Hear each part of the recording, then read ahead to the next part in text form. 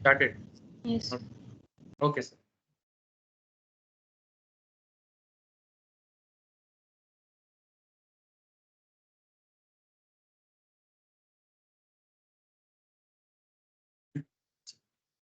Sir basically GST class है Thursday, तो GST class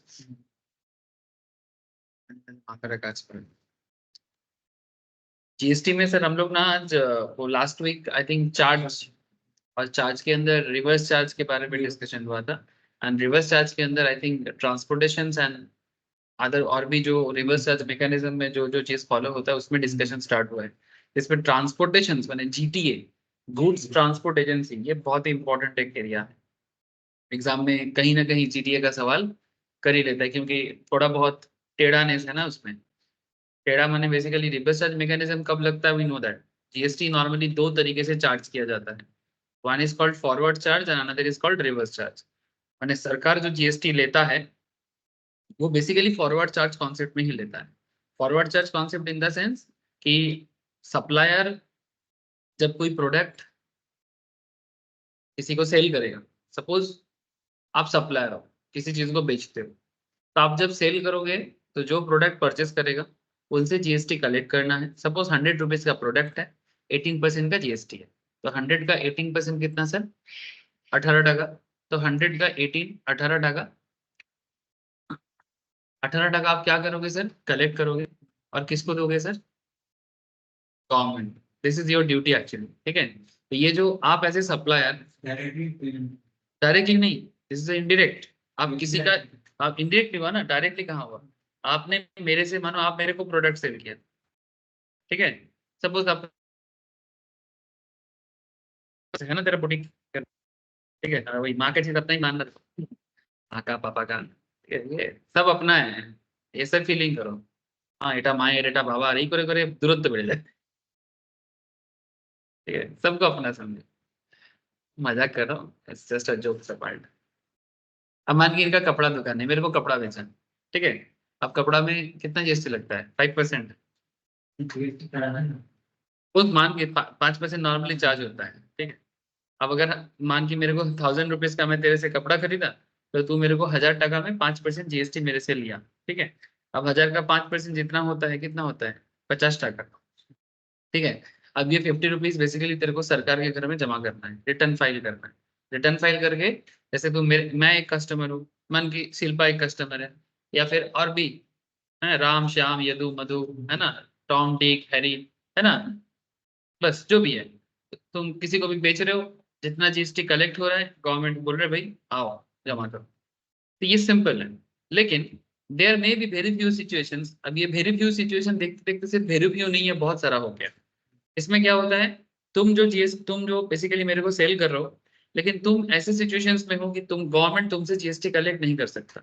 से फॉर एग्जाम्पल, तुम मुझे बेच रहे हो, ठीक है, या फिर मैं ऐसे सोचो कि मैं तुमसे खरीद रहा हूँ, पर मानो कि जैसे ओरिजिनल में तुम एक अनरजिस्टर्ड बिजनेसमैन, तुम एक अनरजिस्टर्ड, मैंने अनरजिस्टर्ड इन द सेंस कि यहाँ पर मैं नील को एग्जाम्पल में दुकानदार बनाया सर, तो नील यहाँ पर अनरजिस्टर्ड है, इसका मतलब है कि नील जीएसटी लॉ के अंदर रजिस्टर्ड नहीं है। जीएसटी में वो अपने आप को रजिस्टर नहीं किया। क्यों सर, क्यों नहीं किया सर, क्या बिना जीएसटी रजिस्टर की करे बिना बिजनेस नहीं हो सकता, हाँ हो सकता है ना, कौन मना करता है। अगर आपका टर्नओवर क्रॉस नहीं करता है, ठीक है, जैसे नॉर्मली इंडिया में 20 लाख, 40 लाख या 10 लाख इस तरह का प्रोविजन चलता है, ठीक है। स्टेट टू स्टेट थोड़ा डिफर करता है, जैसे नॉर्थ ईस्टर्न स्टेट्स में 10 लाख का टर्नओवर होता है, ठीक है। अगर आपका रिटर्न 10 लाख क्रॉस करे तो फिर आपको रजिस्टर करना पड़ता है नॉर्थ ईस्टर्न स्टेट में। नॉर्मल जैसे बंगाल का, वेस्ट बंगाल का बात करिए तो एकदम नॉर्मल स्टेट में आता है, इसका कोई स्पेशल कैटेगरी कुछ नहीं है। नहीं नहीं नहीं है, मतलब बेसिकली मैं कहना चाहता हूँ इट्स वेरी नॉर्मल, जैसे महाराष्ट्र, देखो इंडिया का मेन मेन जो स्टेट होता है ना, जिसके ऊपर पूरा देश का इकोनॉमी एक्चुअली बना है, वो उसको मेन बेसिकली नॉर्मल स्टेट, मतलब किसी भी तरह का स्पेशल स्टेटस, किसी भी तरह का स्पेशल फंक्शन नहीं है, जैसे कि महाराष्ट्र, जैसे कि उत्तर प्रदेश, जैसे कि तमिलनाडु, कर्नाटका, बंगाल, आंध्र प्रदेश, ठीक है। आंध्र प्रदेश फिर भी बीच में एक बार उसको स्पेशल कैटेगरी का सुविधा मिला था, बंगाल को तो आज तक नहीं मिला, ठीक है। तो गुजरात, ठीक है, ये सब स्पेशल कैटेगरीज में या किसी भी तरह का सुविधा इनके लिए कुछ भी, ये कभी नहीं हुआ और होगा भी नहीं, होना भी नहीं चाहिए। सब स्पेशल होगा तो फिर मुश्किल हो जाएगा। ठीक है, बिहार को बीच में स्पेशल सुविधा मिला था, बट टैक्स पर्पस में नहीं है, डिफरेंट वो कुछ फंड पर्पस में बिहार को दिया गया ड्यू टू डिफरेंट रीजन। ऐसा नहीं है, उसके पीछे भी इतिहास है। अब मैं इतिहास चालू करूंगा तो आपको पता है ना कहाँ चला जाऊंगा। ठीक है, अब ज्यादा मैं इतिहास में बात नहीं करूंगा, नहीं तो आप लोग बोलोगे सर अभी इतिहास क्लास चलो। पॉलिटिकल मैटर है, पास्ट में कुछ डिसीजन मेकिंग सिस्टम था, उसके इम्पैक्ट है, तो बहुत कुछ है। एक्चुअली आज जो कुछ भी होता है ना किसी भी स्टेट के साथ, उसके पीछे कहीं ना कहीं पीछे कुछ तो मैटर है, तब जाके डिफरेंट काइंड ऑफ सिचुएशंस होता है।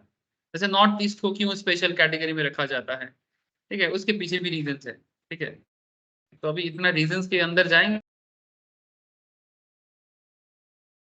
फिर पीएचडी थोड़ी कर। लेकिन मैं आपको जैसे एक आइडिया दे रहा हूँ, ऐसे रिटर्न फाइलिंग का एक चैप्टर आएगा जिसमें डिटेल्स में और बात करेंगे कि वेस्ट बंगाल में जैसे 20 लाख सर्विस के केस में, 40 लाख गुड्स के केस में। ठीक है, अगर आपका टर्नओवर 40 लाख क्रॉस करे तो आपको रजिस्टर करना पड़ेगा। अगर आपका टर्नओवर 20 लाख क्रॉस करे सर्विस के केस में, आपको रजिस्टर करना पड़ेगा। और अगर मानो आप गुड सर्विस मिक्सअप करके करते हो तो 20 लाख है। जैसे रेस्टोरेंट टाइप होता है ना, ठीक है, इनके केस में 20 लाख। मैंने आपका गुड्स भी है सर्विस भी, ऐसे होते हैं बहुत सारी चीज ऐसे होते हैं कि जिसमें गुड्स भी, गुड्स तो रहते ही है, लेकिन उसका नेचर ऐसा है कि उसमें सर्विस भी है। ठीक है, अगर थोड़ा सा भी सर्विस रहता है तो वो भी मिक्स हो जाता है, उसका भी एक लिमिट होता है। मैं आगे आगे चैप्टर में आएगा कि कितना सर्विस मैक्सिमम तुम दे सकते हो। ठीक है, तो आप 20 लाख में आओगे, अदरवाइज 40 लाख में रहोगे। ये सब रिटर्न फाइलिंग चैप्टर में बात करूंगा मैं आप लोगों के साथ, रजिस्ट्रेशन में डिस्कस करूंगा। ना व्हाट इज द पॉइंट। अब रिवर्स चार्ज क्या हो गया, रिवर्स चार्ज में जैसे मैं तुम मानो एक अनरजिस्टर्ड हो, मैं एक रजिस्टर्ड हूँ, तो मैं रजिस्टर्ड हूँ, तुम अनरजिस्टर्ड हो। जैसे कि जो कैशू नट्स वाले मैं बोला था, बीड़ी पत्ता वाले है ना, बीड़ी बनाने वाला है ना, इस तरह का। अब तुम कैशू नट्स कहाँ अनरजिस्टर्ड कैटेगरी में ऑब्वियसली आते हो, कहाँ जंगल में बैठ के कैशू बेचते हो मेरे को। अब गवर्नमेंट थोड़ी ना तुमको बोलेगा, हाँ, कोकून वगैरह बहुत सारा चीज। अब गवर्नमेंट थोड़ी ना तुमको बोलेगा कि भाई आओ जीएसटी पे करो हमको। गवर्नमेंट हमको बोलेगा जो परचेजर है कि भाई तुम जीएसटी टैक्स कलेक्ट करो और सरकार के घर में जमा करो। तो जब रिसिपेंट सरकार के घर में टैक्स जमा करते हैं, ठीक है, डायरेक्टली, इसको डायरेक्ट बोलेंगे ना। हाँ। मतलब एक्चुअली मेरे को ही टैक्स देना है। मानो कि मैं टैक्स परचेजर हूँ, ठीक है, तो नॉर्मली जो सप्लायर होते हैं वो पर जो परचेजर होते हैं उनसे टैक्स लेके जमा करते हैं। बट इसमें क्या हो रहा है, जिसको टैक्स देना होता है वो सप्लायर को ना देके डायरेक्टली गवर्नमेंट को दे रहा है। इसी चीज को रिवर्स चार्ज बोलते हैं। इसको रिवर्स क्यों बोला गया, बिकॉज वो नॉर्मल कॉन्सेप्ट का उल्टा होता है। नॉर्मल में सप्लायर देते हैं, फॉरवर्ड चार्ज होता है, लेकिन इसमें रिवर्स। रिवर्स क्यों, क्योंकि वो फॉरवर्ड का उल्टा, इसलिए रिवर्स। लेकिन देखा जाए तो ये डायरेक्ट है। मतलब मेरे को ही 100 रुपीज के प्रोडक्ट में 18% जीएसटी देना है। अब वो 18 का जीएसटी मैं क्या कर रहा हूँ, किसी और को ना देके सीधा स्क्रीन एक्चुअली मैं अभी तक शेयर किया ही, तो मैं सीधा सरकार के घर में जमा। ठीक है, ये देखो एक जीएसटी का एक फ्रॉड हुआ है रिसेंटली। जीएसटी फ्रॉड, ये नोएडा का केस है। मैं देख रहा था तो सोचा कि आप लोगों को बता दूं कि क्या हुआ है। ये सब अपडेट आप लोग भी रखा करो sir. Billionaire businessman arrested in multi crore GST fraud case in Noida. क्या किया भाई बंदा ने, मैं भी नहीं पता। ये आई थिंक आज का ही खबर है। ठीक है, the accused are in business of metal scrap. Metal scrap का बिजनेस करता है and have collectively caused a revenue loss of around 25 crore to the exchequer, a senior police officer से। मैंने जिनको पैसा मिलना था, ठीक है, सरकार के घर में, एक्सचेकर मैंने सरकार को जो मिलता है उसको बोल रहे हैं। In a breakthrough in the goods and service tax fraud case, the Noida police in Wednesday said it has arrested two Haryana-based billionaire businessmen who is allegedly mastermind the multi-crore revenue losses. ठीक है, to the exchequer, सरकार का। The accused are in the business of metal scrap, have collectively caused a revenue loss of 25 crore to the exchequer, senior police officer. Known as the GST scam, the case came to the light of June 2023 and pertains to revenue loss to the exchequer through ITC, input tax credit. यही मैं बार बार बोलता हूँ ना, ये GST का सबसे बड़ा खेल आईटीसी ही है। क्या किया होगा, फ्रॉड बिल बनाया होगा और क्या। ये देखो, being claimed by thousands of bogus companies that were floated using forged documents। Business नहीं है, सेल दिखा रहा है। ठीक है, मैंने तुम फेक ट्रांजैक्शन दिखा रहे हो, बोगस ट्रांजैक्शन दिखा रहे हो, जैसे जो वास्तव में ऐसे कुछ है ही नहीं। Bogus transactions, bogus invoice. हाँ चोर चोरी तब तक करता रहता है जब तक चोर को लगता है कि उससे बड़ा स्मार्ट दुनिया में कोई नहीं है। जैसे एक सिंपल चीज बोलता हूँ, सुनने में शायद आप लोगों को अच्छा ना लगे हो, ठीक है, मुझे भी अच्छा नहीं लगता। जैसे हर एक इंसान अपने अपने लाइफ में कुछ ना कुछ उसका एक गलत आदत होता हो, ठीक है, थोड़ा पर्सनल बात हो गया सर, बात को समझा करो मैं क्या बोल रहा हूँ। हर किसी का एक गलत आदत होता है, हर किसी का थोड़ा बहुत, किसी का थोड़ा ज्यादा होता है, किसी का थोड़ा कम होता है। अब मुझे एक चीज बताओ, आपका जो गलत आदत है या मेरा जो गलत आदत है, क्या मुझे नहीं पता ये गलत है? प्लीज मेरा बात समझना, ठीक है, कि जो चीज गलत है ये हर किसी को पता है ये गलत है, ठीक है। तो अब पॉइंट है, जब गलत करते हैं ना हम लोग, तब हम लोग के मन में क्या चलता है, करे यार किसको पता चल रहा है, हमें राइट सर? जब हम लोग कोई भी गलती, जो हम लोगों का गलत आदत है, we know that it's a bad thing, even उस काम को करने के बाद, उस तरह का जो भी एटीट्यूड है उसको करने के बाद माइंड में गिल्टी फील चलता है, अगर बाई चांस आप उसको कर लेते हो due to your bad habits. लेकिन मन माइंड में चलता है ना कि भाई गिल्ट है, करना नहीं चाहिए, है ना? लेकिन तुमको डर क्यों नहीं लगा करने के टाइम पे? तुमको ये लगा भाई कौन जानेगा, किसको पता चलेगा, है ना? मेरा बुरा आदत है, मैं कर रहा हूँ, किसी को पता थोड़ी चले। और बात देखा जाए तो सच में किसी को पता नहीं चलेगा। लेकिन जो लोग धार्मिक होते हैं उनको थोड़ा सा डर हो जाता है, भगवान देख रहे हैं। लेकिन आज तक कोई कौन सा भगवान है, कहाँ दिखता है, आसमान में है कि मिट्टी के नीचे है, पता नहीं। फिर कुछ देर के लिए जो लिबरल माइंड होते हैं ना, अरे भगवान अगर कुछ नहीं होता, 2 मिनट के लिए गलती करने के लिए क्या बोलते हैं, कुछ नहीं है भगवान, गॉड अल्लाह कुछ नहीं होता, भाई कोई कोई कुछ नहीं देख रहा है, चलो करते हैं यार। अब इंसान को इसलिए धार्मिक क्यों करने के लिए बोलते हैं कि जब, ताकि उसका भगवान के प्रति ये बिलीव आ जाने से ना, वो गलत काम से दूर रहेगा, इसलिए बोलते हैं। अब चोर चोरी कर रहा है, उसको पता है वो गलत कर रहा है, पर वो तो और बड़ा लेवल का हो गया, माने हम लोग छोटा छोटा गलती को संभाल नहीं पाते, उसका ये चोरी का आदत एक बहुत बड़ा आदत है। इसका साइकोलॉजिकल इम्पैक्ट ये है सर, उसको पता है कि ये गलत है, लेकिन उसको लगता है कि, भगवान का बात छोड़ दो, उसको लगता है ना तो वो मिनिस्टर है, ना कोई पुलिस है, पुलिस है तो वो डुप्लीकेट है, मिनिस्टर भी बिका हुआ है। एक्चुअली जो लोग 2 नंबरी होता है, उनको लगता है दुनिया का हर बंदा 2 नंबरी है। I am not joking, seriously. जो बंदा 2 नंबरी करके खाता है, या जिसके फैमिली में 2 नंबरी का एक आदत है, वो जहां भी जाता है ना, उसको लगता है कि ये भी 2 नंबरी है, 1 नंबरी कुछ हो ही नहीं सकता। They they actually live in that kind of world, माने वो ना अपने दिमाग में चारों तरफ सर्कमस्टेंसेस में ना वो आराम से फर्क, इवन इसलिए वो ना कभी कभी ऑनेस्ट ऑफिसर को भी जाके ब्राइब का बात कर देता है। जैसे कोई कोई ना मेरे को आके कई बार बोला है कि सर मेरा बच्चे को पढ़ा दो, जितना पैसा आप बोलोगे मैं आपको देने के लिए रेडी हूँ, बस मेरा बच्चे को बना दो। मैं बोलता हूँ देखो, मैं सिर्फ आपके बच्चे का ठेका तो मैं देखा लिया नहीं, मैं उस तरह का पर्सनल कोचिंग में देता है, अगर देता तो ठीक था, कोई दिक्कत नहीं, आप जितना मर्जी दो, करोड़ों देना है करोड़ों दो। बट मैं पढ़ाता हूँ बैच में, मैं ग्रुप में कोचिंग कराता हूँ, तो ग्रुप में मेरा जितना फीस होगा, एक बच्चे के लिए जैसे नॉर्मल जिस सबके लिए जो फीस होता है वही फीस आप लोगों की। आपको पढ़ाना है पढ़ाओ, नहीं पढ़ाना है मत पढ़ाओ। मैंने मैं बेसिकली कहना क्या चाहता हूँ कि कुछ लोग ओके ऐसे बोलते हैं मेरे को, ऐसे बहुत बार हुआ है। एक बार एक महाराष्ट्र का स्टूडेंट अभी ऑक्सफोर्ड में पीएचडी करने गया है, ठीक है, मोस्ट प्रोबेबली कंपेरेटिव लिटरेचर पे उसका शौक था, मेरे, हाँ, कंपेरेटिव लिटरेचर, ठीक है। तो 11-12 लेवल में और कॉलेज लेवल में कॉमर्स पढ़ा था, बाद में लिटरेचर के ऊपर स्पेशल इंग्लिश में पढ़ाई किया, फिर अभी ऑक्सफोर्ड में चांस मिला, अभी ऑक्सफोर्ड में गया। तो वो जब महाराष्ट्र से आया था, तो उसका पापा मेरे को ना इस तरह का एक एग्जाम में, एक तरह का एग्जामिनेशन में डाल दिया, ठीक है। मेरे को बोलता है कि सर 2-3 महीने के लिए पड़ेगा, नॉर्मल लोगों में जितना फीस होता है इससे ज्यादा लो, क्योंकि हम रेगुलर कस्टमर नहीं है। मैं बोली नहीं नहीं नहीं, डायरेक्टली मेरे को अपने बच्चे को साइड करके बोला।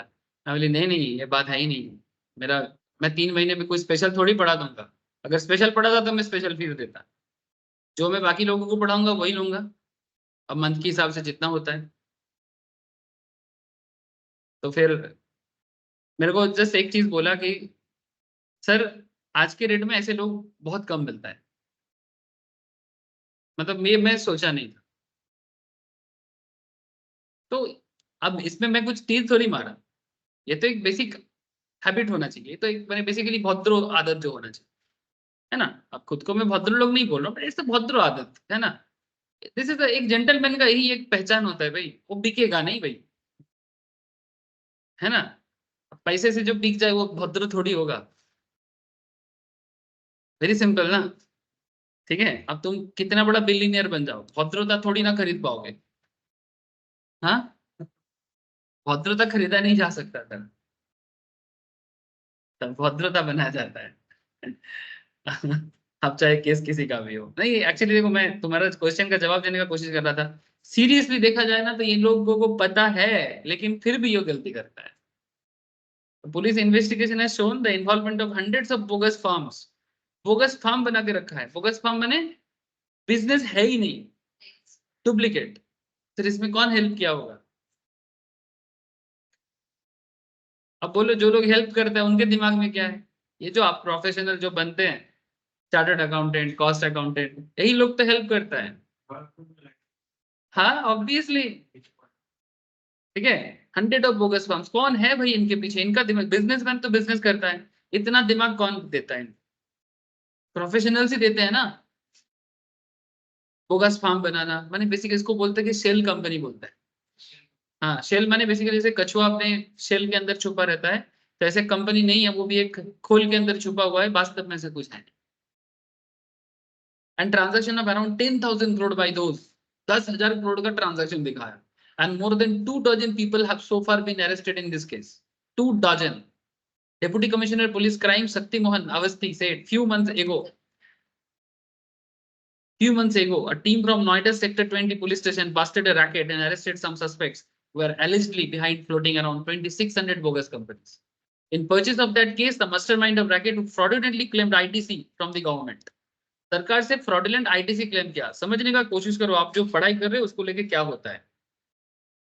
ठीक है, तो ये कोई नॉर्मल पढ़ाई नहीं है, इस बात को समझाने के लिए मैं आपको ये न्यूज बता रहा हूँ। ठीक है, बोगस आईटीसी क्लेम किया from the government and caused revenue loss to the exchequer, माने एक्सचेकर माने सरकार का। ठीक है, were arrested on Wednesday. The masterminds are billionaire businessmen and have been identified as Sanjay Jindal and Ajay Sharma, Avasthi told reporters here. Jindal runs a company as the name of Ace Brownie Metal and Alloys located in Sonipat district of Haryana. Fraudulently claimed 16.9 crore worth of ITC.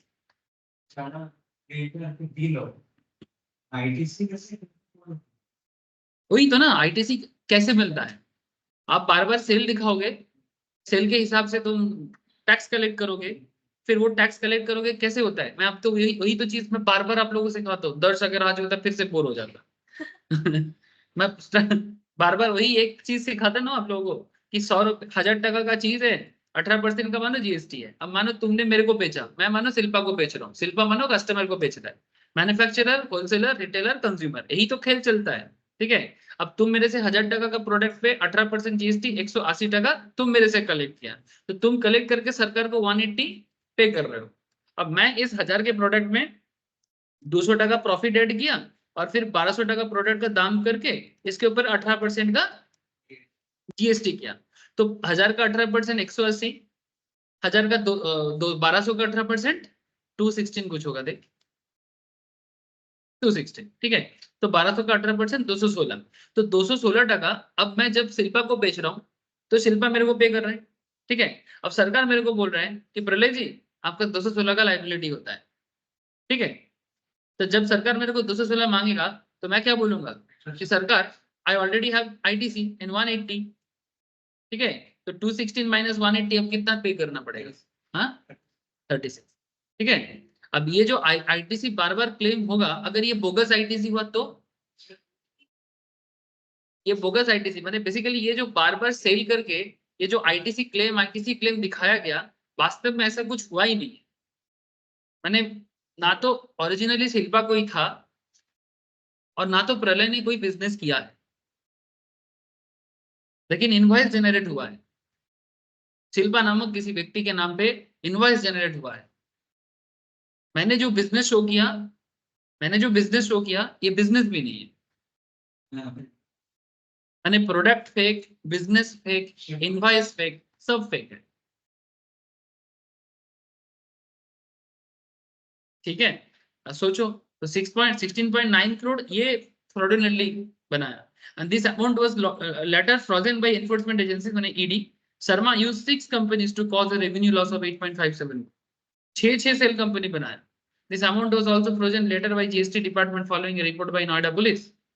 And Avasti, who has been leading the investigation in the matter since it came light, said both the accused are billionaire businessmen and have huge business in Sonipat. Jindal Sharma were wanted the police by the Noida police for long and carried a reward of 25,000 each on information leading to their arrest. मैंने even market में खबर भी फैला था, जो भी इनका खबर देगा उनको 25,000 का कैश दिया जाएगा. Jindal and Sharma are the mastermind of the racket. They were real beneficiaries of the fraud business of floating bogus companies and claiming rights.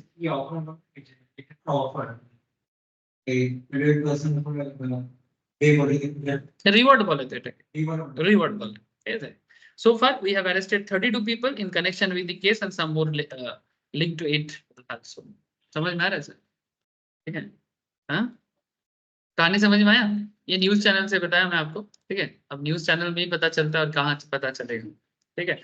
So I hope कि अब ITC का चैप्टर जब पढ़ेंगे तो आपको और पता चलेगा कि कहाँ क्या होता है. ठीक है? अब देखो मैं आपको प्रैक्टिकली समझाने का अभी से कोशिश कर रहा हूँ ताकि जब आगे जब आप फार्म में ज्वाइन करो तो अचानक से कुछ देख के डरना मत ये क्या हो रहा है. ठीक है? हर चीज के लिए रेडी रहना चाहिए. तो थोड़ा बहुत इधर उधर ना चलता है. ठीक है? ऐसे थोड़ा सा भी गलती माना जाता है, बट इतना करो कि सरकार का भी कुछ इतना लॉस मत करो. तो ये तो बेसिकली रैकेट हो गया. ठीक है? ये तो रैकेट हो गया, ये तो बदमाशी है ना. थोड़ा बहुत अपने बिजनेस में सेल को कम ज्यादा दिखा के इधर उधर करना, इट्स ओके. ओके मतलब लेकिन इसका मतलब सेल कंपनी बनाना, फेक बिल बनाना, फेक बिजनेस बनाना, वास्तव में ऐसा कुछ है ही नहीं.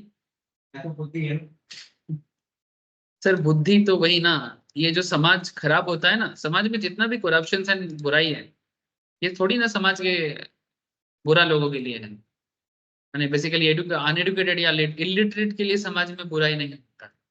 जो रास्ते में पड़ा रहता है, गंदगी में पड़ा रहता है, इनके लिए समाज में कोई बुराई नहीं. उनके थ्रू से जो बुराई होता है वो they are just a victim, nothing more than that. समाज का सारा बुराई समाज के एडुकेटेड, सो कॉल्ड एडुकेटेड नहीं बोलूंगा मैं इनको, हम लोग जैसे लोग जो मैंने, ठीक है, काइंड ऑफ अस, जो अपने आप को एडुकेटेड तो है ऑब्वियसली, बट एडुकेशन के नाम पे, औहदा के नाम पे, पोस्ट के नाम पे लोगों को लूटता है.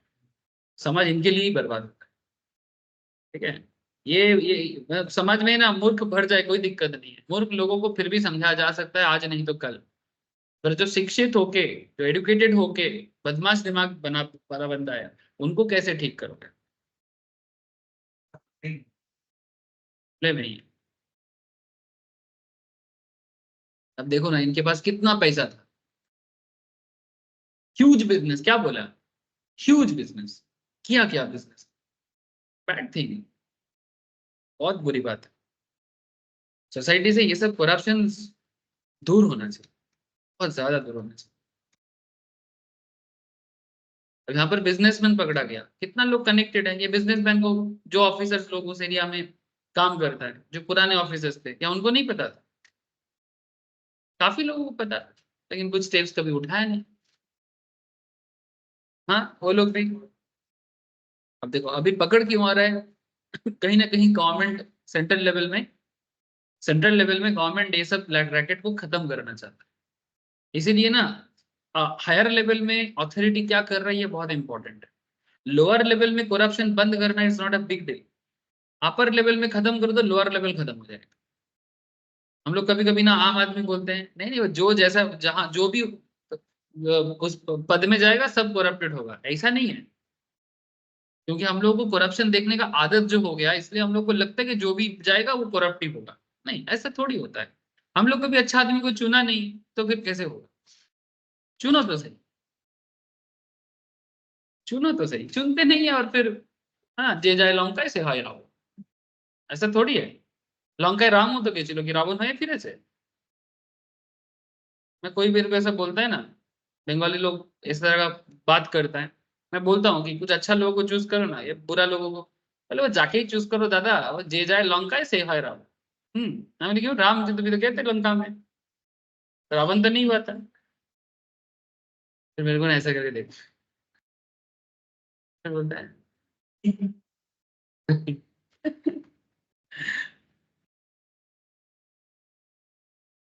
चलो, तो केस स्टडीज समझ में आया?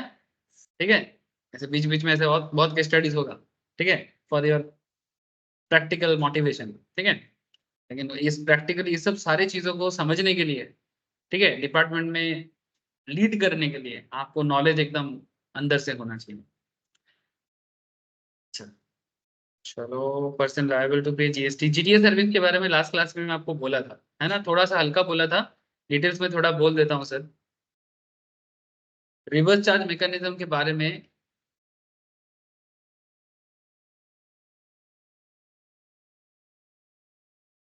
क्या क्या एग्जाम, बहुत सारा एग्जाम्पल होता है। Supply of service taxable under reverse charge and supply of goods taxable under reverse charge. मैंने बेसिकली कुछ सर्विस भी होता है जो रिवर्स चार्ज कैटेगरी में देखा जाता है, और कुछ जैसे ये वाला स्पेशली सर्विस एक बहुत इंपॉर्टेंट मुद्दा है। हाँ बोलो सर, कोई कुछ कह रहे हो क्या? यस, किसी का आवाज आया मेरे को।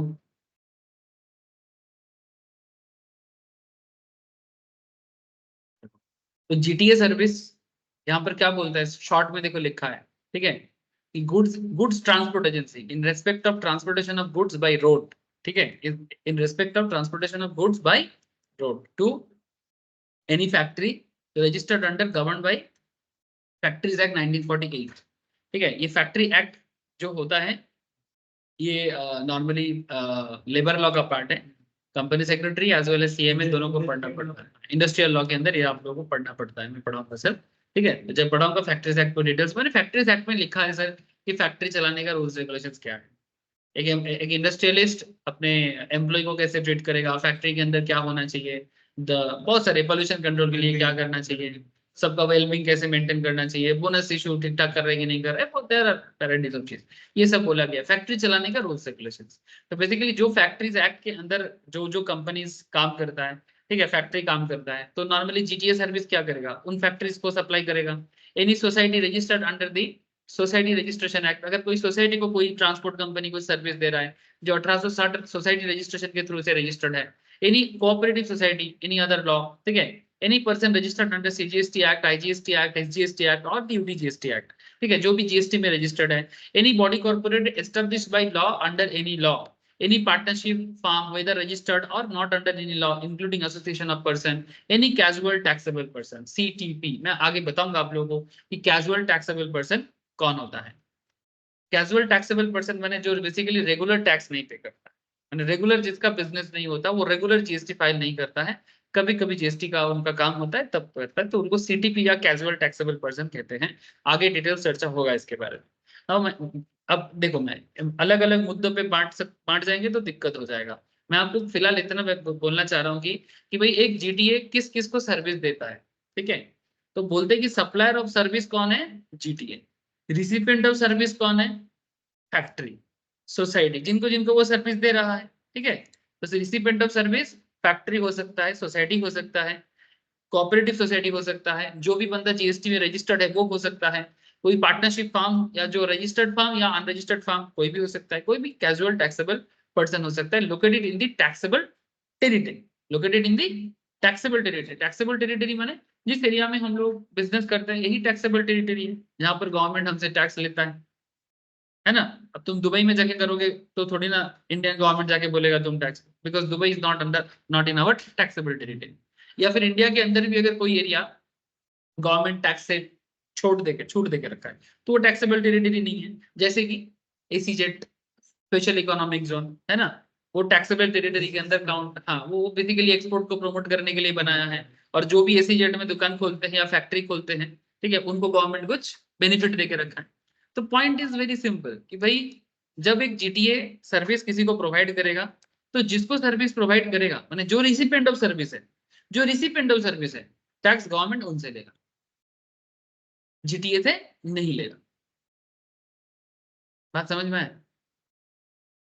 लेकिन यहाँ पर एक और बात कहा, however reverse charge mechanism shall not apply to service provided by a GTA by way of transport of goods in a goods carriage by road, a department establishment of the central government, state government or union territory, local authority और government agencies, माने अगर कोई GTA सरकार का ही हो, माने सरकारी truck, सरकारी ट्रांसपोर्टिंग, ठीक है, तो सरकारी ट्रांसपोर्टिंग रिवर्स चार्ज मैकेनिज्म पे टैक्स पे नहीं करेगा, which is taken registration under CGST Act and only for the purpose of deducting tax under section 51 and not for making taxable supply।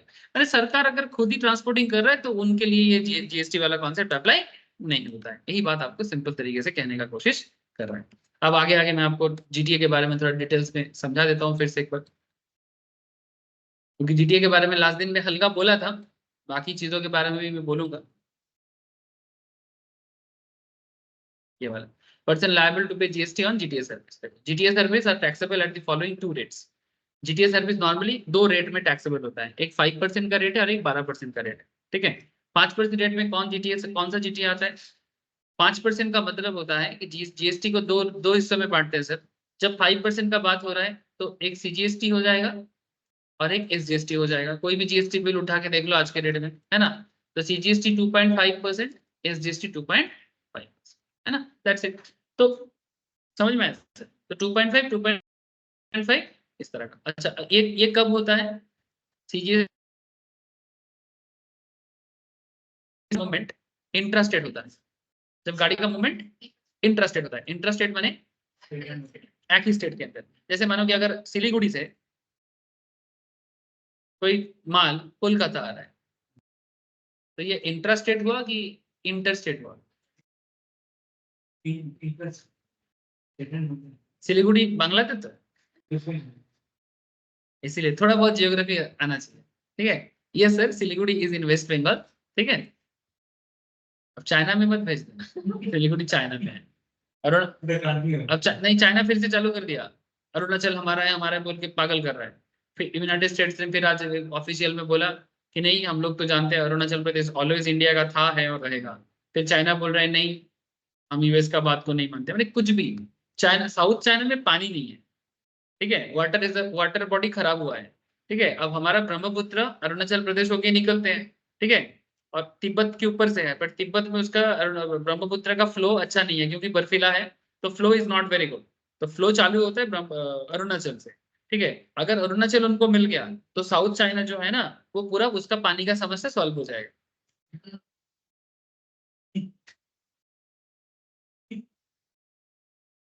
ठीक है, अब मैंने कुछ भी, और पूरा एकदम माइंड गेम खेल रहा है। अरुणाचल का एक चाइनीज नाम दे दिया, फिर उस चाइनीज नाम को अपने मैप में पढ़ा रहे वहां के लोगों को।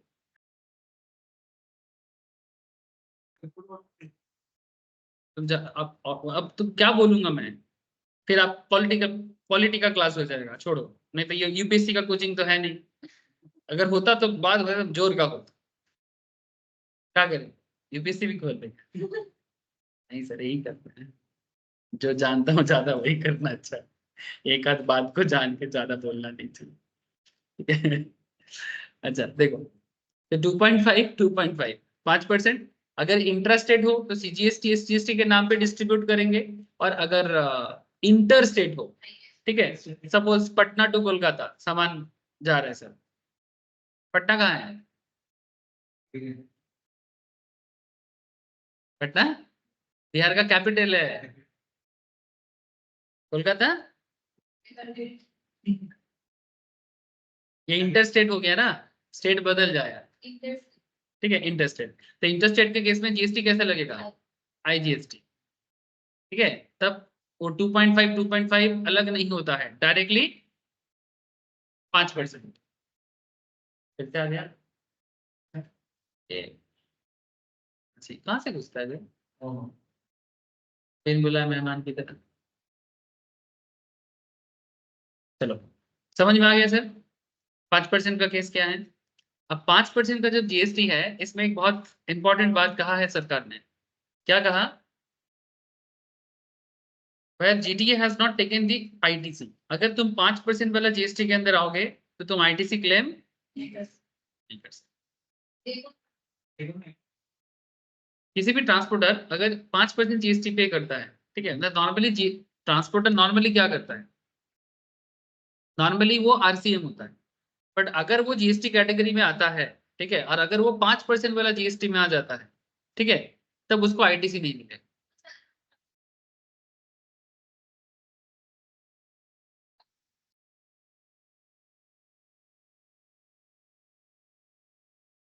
কেন ক টাকার প্রোডাক্ট তুই জানিস না? সাপোজ যেটা আমি নীলের সাথে বলছি না, নীল ধর আনরেজিস্টার্ড কাপড়ের দোকানদার।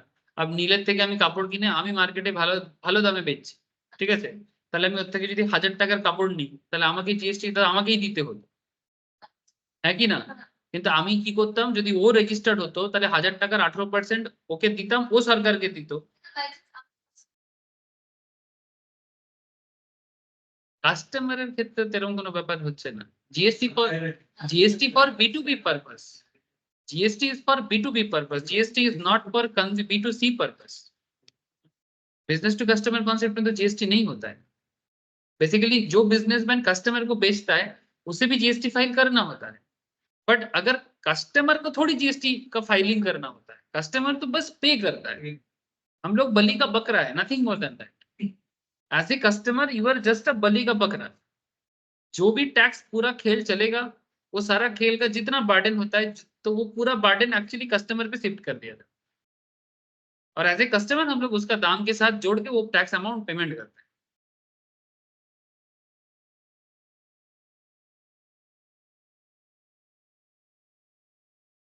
খবরটা পৌঁছবে কি করে? ঠিক আছে, ঠিক আছে, মানে হা করলে বুঝতে পারি হাওড়া বলছে না শিয়ালদা বলছে। सर क्वेश्चन कर रहा है ये किसी का टर्नओवर 20 लाख क्रॉस कर रहा है कि नहीं कर रहा है, ये बात गवर्नमेंट को पता कैसे चलेगा? ठीक है सर, गवर्नमेंट के पास ना हर चीज का स्टैटिस्टिक्स है। हर किसी का जो बिजनेसमैन, देखो सर, कोई चाहे तो छुपा सकता है, ठीक है, लेकिन तुम अगर रेस्पेक्ट के साथ बिजनेस करोगे कितना दिन तक छुपाओगे? छुप छुप के तो वो लोग बिजनेस करता है जिनका बिजनेस 2 नंबरी मॉडल पे चलता है। अगर तुम्हारा बिजनेस मॉडल 1 नंबरी मॉडल है तो तुम कितना दिन छुपोगे? अच्छा, तुम अगर तुम्हारा पैसा बैंक में नहीं डालोगे तो शायद तुम, अगर तुम तुम्हारा पैसा बैंक में नहीं डालोगे तो ऑब्वियसली गवर्नमेंट तुम्हारे बारे में अता पता करना थोड़ा मुश्किल हो जाएगा। लेकिन ये भी बहुत बहुत बड़ी डील नहीं है। हर डिस्ट्रिक्ट में एक जीएसटी ऑफिसर्स होते हैं, ठीक है, कलेक्ट्रेट होते हैं, ठीक है। तो जीएसटी ऑफिसर का काम क्या है, या जो भी जीएसटी डिपार्टमेंट में काम करता है, हर एक डिस्ट्रिक्ट में एक कलेक्ट्रेट ऑफिस होता है जिसके थ्रू से पूरा डिस्ट्रिक्ट को कंट्रोल किया जाता है। उसका एक मैजिस्ट्रेट होता है और जीएसटी ऑफिसर्स होते हैं। उनका काम है हर एक एरिया का इकोनॉमिक डेवलपमेंट को देखो, कौन ज्यादा कमा रहा है, कौन कम कमा रहा है, सब कुछ चेक हो सकता है। अगर मानो तुम्हारा बैंक अकाउंट नहीं है, से फॉर एग्जाम्पल बैंक में तुम पैसा नहीं डालते, सारा पैसा कैश में, ठीक है। जैसे मेरे घर के सामने एक दुकानदार है, कपड़ा का बिजनेस करता है, ठीक है, ट्रेडिशनल वे में लुंगी पहन के बैठ जाते हैं, जैसे वो गांव के साइड में लोग पहनते हैं। पैसा लेता है लुंगी में, ठीक है। कोई आता है लुंगी खोल के ऐसे लुंगी का एक हिस्सा खोल देता है, पूरा लुंगी भर के पैसा लेता है। Don't take it in other ways, ठीक है, मैंने गंदा सेंस में मैं नहीं बोल रहा हूँ, ठीक है। पॉइंट इज दैट अब वो पूरा कैश में धंधा करता है। कम से कम डेली डेली उसका ऑन एन एवरेज टर्नओवर है 1.5 से 2 lakh daily turnover. Huge, is a huge wholesaler. माने वो एक गांव में ही बिजनेस करता है, लेकिन आसपास के शहर के लोग उससे चीजें लेके बेचते हैं शहर में जाके। सिर्फ कपड़ा में डील करता है। दुकान में जाओगे ना, दुकान में कुछ भी सजा हुआ नहीं है, सब ऐसे ही पड़ा हुआ है, तुम जो मर्जी उठाओ, जो मर्जी उठाओ। एक फिक्स दाम करके रखा है, ये कपड़ा का लॉट इतना दाम, ये कपड़ा का लॉट इतना दाम। कोई सिलेक्ट हो तो उसमें से तुम निकाल के तुम अपना घर जाके दाम लगाओ, कोई दिक्कत नहीं। ऑन एन एवरेज डेली 1.5 से 2 लाख का टर्नओवर, मैंने एनुअल टर्न मंथली टर्नओवर है 50 लाख के आसपास, 30 से 40 लाख के आसपास। अब उसमें से अगर तुम 10% भी प्रॉफिट वो करता है तो सोच लो कितना कमाता है मंथली। लेकिन सर मैक्सिमम ट्रांजैक्शन कैश में करता है। 5 माला घर बनाया है सिर्फ कपड़ा का बिजनेस कर। अब मानो कि ये बंदा कल किसी जीएसटी ऑफिसर इनके घर में खबर देता है, या इनकम टैक्स डिपार्टमेंट को खबर पता चलता है, ये बैंक अकाउंट कभी नहीं खोलेगा, क्योंकि बैंक अकाउंट खोलने से इसको दिक्कत है, और बैंक अकाउंट में पैसा ज्यादा जमा होने से ही दिक्कत हो जाएगी, ठीक है। ये अपना जिंदगी पूरा एकदम ट्रेडिशनल वे में चलाएगा। लेकिन अगर मानो खबर चल जाता है, खबर जाना is not a big deal, और फिर वो आके बोलते हैं कि भाई कहाँ से मिला तुमको इतना पैसा, प्रूफ कहाँ से दोगे? तो अगर इतना कमाया, चलो कपड़ा का धंधा से किया, चलो अच्छा काम किया, कोई गलत काम तुमने नहीं किया, तो इतना कमा रहे हो, आपको पता नहीं है कि सरकार को टैक्स भी देना पड़ता है, जीएसटी वो भी तो देना पड़ता है।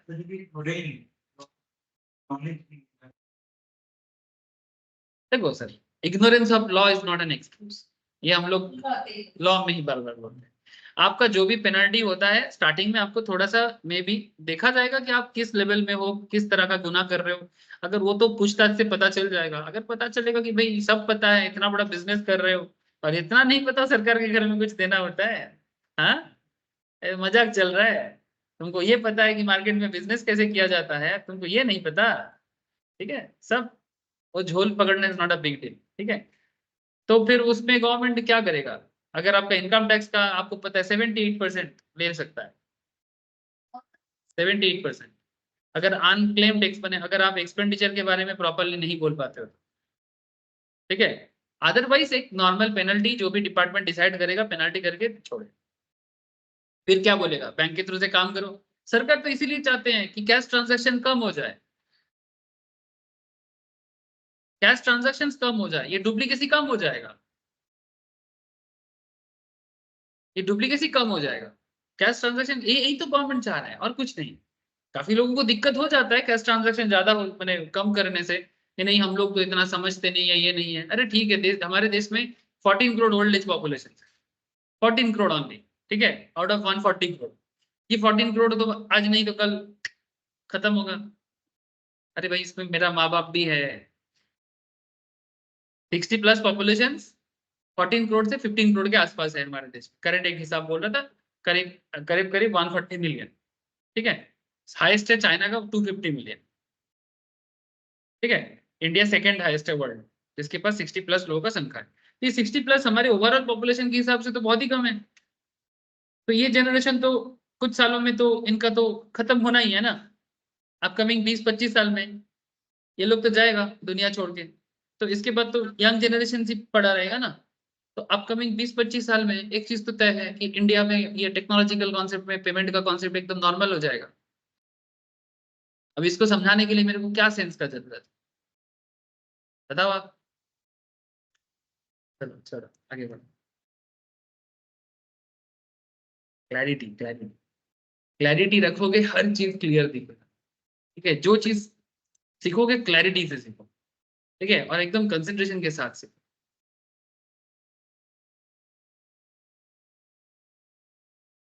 तो 5% वाला जीटीए को आईटीसी का सुविधा नहीं मिलता। बस दो, सरकार से किसी भी तरह का क्लेम मत करो। 12%, 12% जीएसटी अगर कोई जीटीए पे करता है, पर GTA exercise the option to itself pay GST, GTA खुद पे कर रहा है, ये रिवर्स नहीं फॉरवर्ड ही हो रहा है। जब जीटीए ही पे करता है तो ये थोड़ी ना रिवर्स हो रहा है, ये तो फॉरवर्ड ही हो रहा है। लेकिन इस केस में वो आईटीसी क्लेम कर सकते, ठीक है। अब इस बात को मैंने आपको बहुत क्लियरली समझाया था सर। ये देखो, person liable to pay tax under GTA service where recipient is one of the specified recipient। recipient कौन है? टैक्स पेमेंट कितना होता है? अब आप बोलोगे, आपके मन में क्वेश्चन है कि सर क्या नॉर्मल ट्रांसपोर्टर 12% जीएसटी पे करके बिजनेस करता है? नहीं sir, they are not normal transport, they are basically क्या बोलते हैं उसको, मैंने ये इसको बोलते हैं लॉजिस्टिक कॉन्सेप्ट में जो लोग काम करते हैं, मैंने बिग लेवल में होता है सर इनका बिजनेस का। B2B कॉन्सेप्ट एक अलग लेवल में है। बड़ा बाजार में जाओगे कि छोटा मोटा काफी ट्रांसपोर्ट है, जैसे मेरे फैमिली में भी ट्रांसपोर्टिंग का बिजनेस चल रहा है। क्या हम लोग जीएसटी देते हैं सर? नहीं, हम लोग उस तरह का कस्टमर के साथ धंधा ही नहीं करते। हम लोग क्या करते हैं, लोकल एरिया में जो बिजनेसमैन है, आपको फ्रेंकली एकदम क्लियरली बता रहा हूँ, सपोज इस केशवपुर एरिया में इतना सारा बिजनेस, मेरा मानो यहाँ पर ट्रांसपोर्ट है, ठीक है। अब ये लोग आके मेरे को बोलता है कि भाई मेरा यहाँ पर ऑफिस है, बड़ा बाजार में मेरा मेरा ट्रांसपोर्टिंग का ऑफिस है। अब यहाँ पे जितना भी ग्रोसरी दुकानदार, जितना भी हार्डवेयर वाला, मैंने डेली नीड्स के जितने भी चीजें हैं, ये लोग आके क्या करेगा, मेरा यहाँ पर नहीं आएगा, वो मेरे ट्रांसपोर्ट के ऑफिस में चला जाएगा बड़ा बाजार वाला। और वहां पर जाके ऑफिस में क्यों जाएगा? पहले बड़ा बाजार से सामान खरीदेगा। ट्राई टू अंडरस्टैंड ये इकोसिस्टम कैसे चलता है। बड़ा बाजार से सामान खरीदेगा, सपोज आपको कपड़ा का बिजनेस करना है, तो आप कपड़ा दुकान में कपड़ा का बस्ता उठाओगे ना। If you are a businessman, आप थोड़ी ना एक कपड़ा लेने जाओगे, आपको तो कम से कम एक बस्ता लेना है। तो आप पूरा एक बस्ता कपड़ा वहां से उठाओगे, 2 बस्ता कपड़ा उठाओगे, फिर वो 2 बस्ता कपड़ा आप डायरेक्टली खुद नहीं लेके आना चाहते। क्यों? ऐसे केशटुपुर वाले लोग तो आराम से ला सकते हैं, because it's just few kilometres only. लेकिन जो जिनका किलोमीटर 40-50 से ज्यादा होता है, वो इतना हेडेक नहीं ले पाता। ठीक है, तब उसको ट्रांसपोर्टर पे भरोसा करना पड़ता है। ठीक है, तब तब क्या करेगा वो?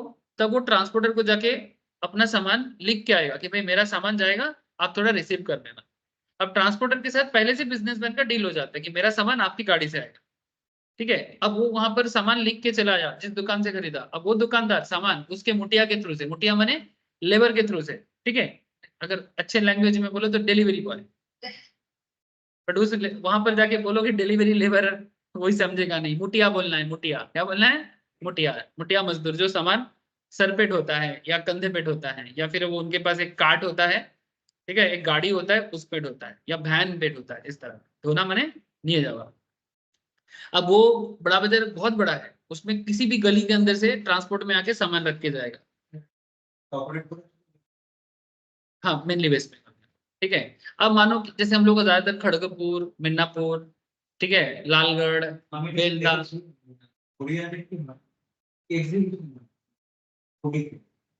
প্রচুর বিজনেস রিটেলার্সরা ভিউয়ে পছন্দ করে তোমার এই জামা কাপড় নিয়ে বলছে তোরাও সেই সেম কনসেপ্ট করে।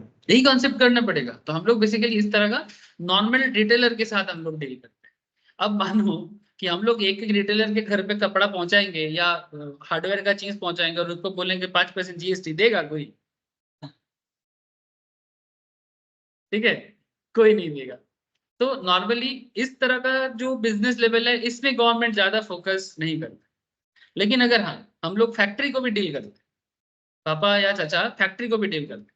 जब फैक्ट्री का सामान जाता है, तो वो प्रोडक्ट जितना का सामान है फैक्ट्री का सामान, जैसे मानो फैक्ट्री का पेपर जाता है, फैक्ट्री का मानो बैटरी कंपनी के साथ एक डील करता है, बैटरी का एक कपड़ा होता है, ठीक है, तो जो बैटरी में यूज होता है, ठीक है, सिर्फ स्पेशल काइंड ऑफ बैटरी के अंदर यूज होता है, ठीक है, मार्किन कपड़ा या ऐसा कुछ बोलता है। ठीक है, ठीक है, अब मैं जस्ट बोल रहा हूँ, आप लोगों को सारा नॉलेज नहीं दे पाऊंगा।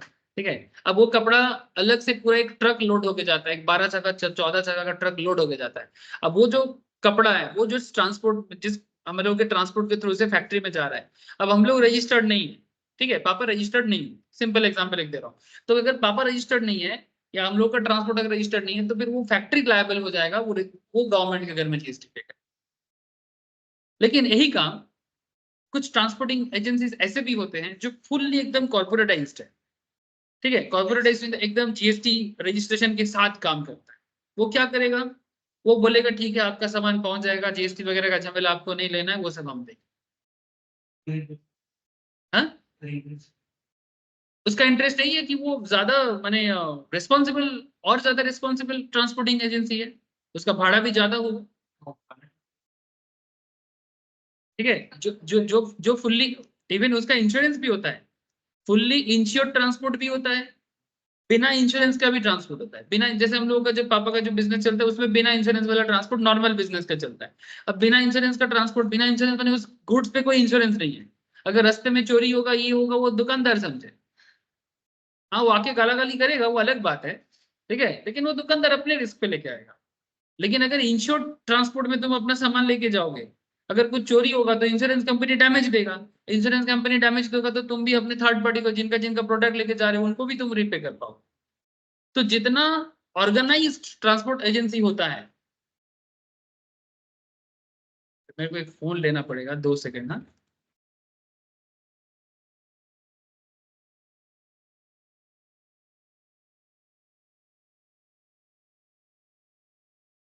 हेलो।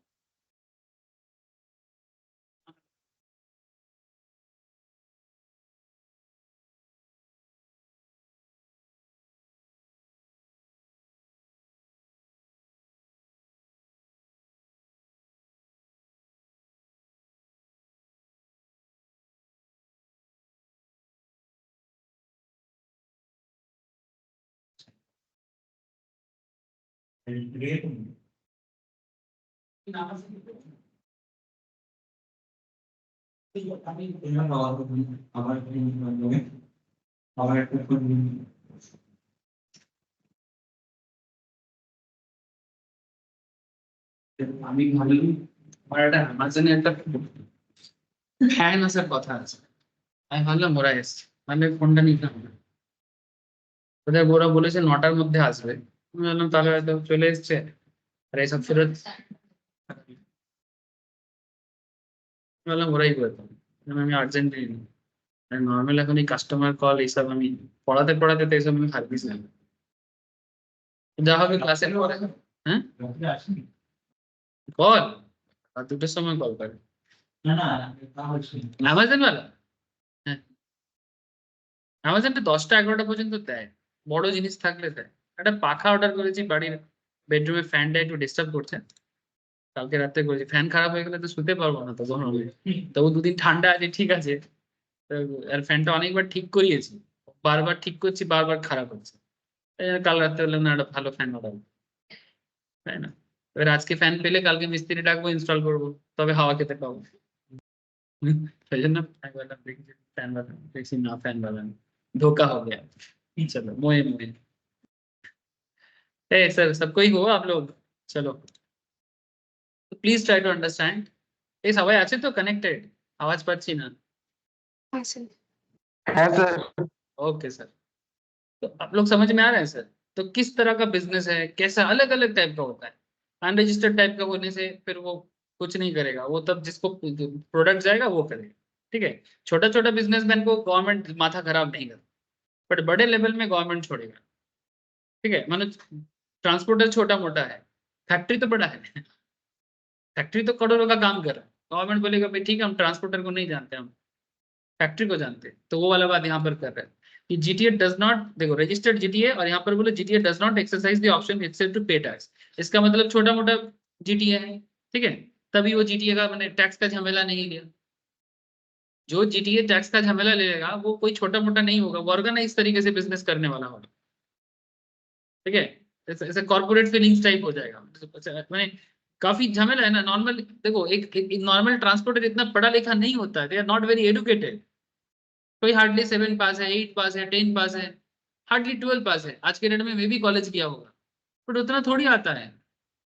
जो लोग कॉलेज पास किया है मे भी पापा का बिजनेस था बैठ में, अब जिनका पापा बिजनेस कर रहे हैं वो हार्डली 8 पास किया है, 10 पास किया है, उनको क्या पता जीएसटी कैसे फाइल करना है, ये करना है, और उसके लिए अलग से एक टैक्स पेयर को पकड़ो फिर उससे करो, इट्स ट्रबल सम वर्क। ऐसे हम लोगों के घर पे होता है सारा चीज, वो अलग बात है, बट हर किसी का पॉसिबिलिटीज नहीं है। मेरे घर पे सारा चीज पापा सब चीज का फाइलिंग करते हैं, जीएसटी फाइलिंग सब कुछ करते हैं, ठीक है। ये कौन? नहीं खुद नहीं करता, हाँ, कंसल्टेंट है वो कर। ओ मैं बचपन से देख रहा हूँ, एक बार मैं लिया था, मैं बोले ठीक है भाई तुम्हारा काम बहुत झमेला है कराओ।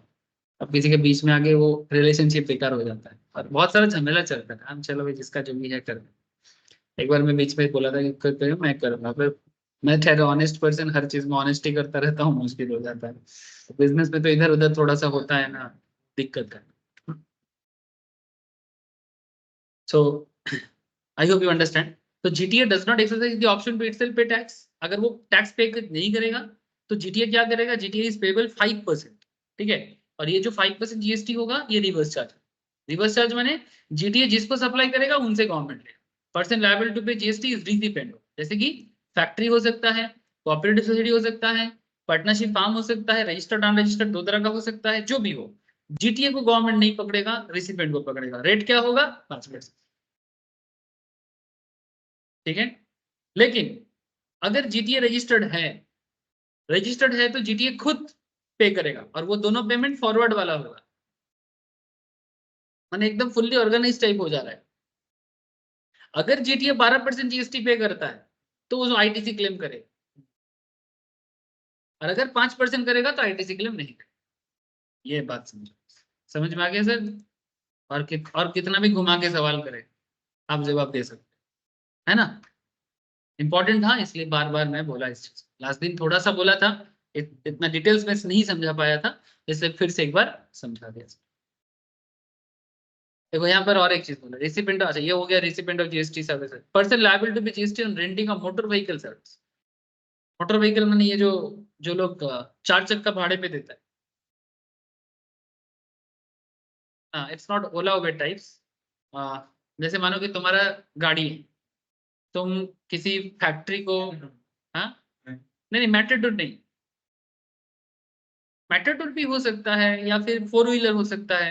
जैसे तुमको एक एग्जांपल देता हूँ, जैसे तुम लोग देखोगे कि कंपनी लेवल में, जैसे ना कोई भी कंपनी, मानो सॉल्ट लेक में कितना सारा कंपनी है, तो कंपनी में एम्प्लॉय आना जाना करता है, तो क्या लगता है कि कंपनी सारा गाड़ी खुद खरीद के रखा है?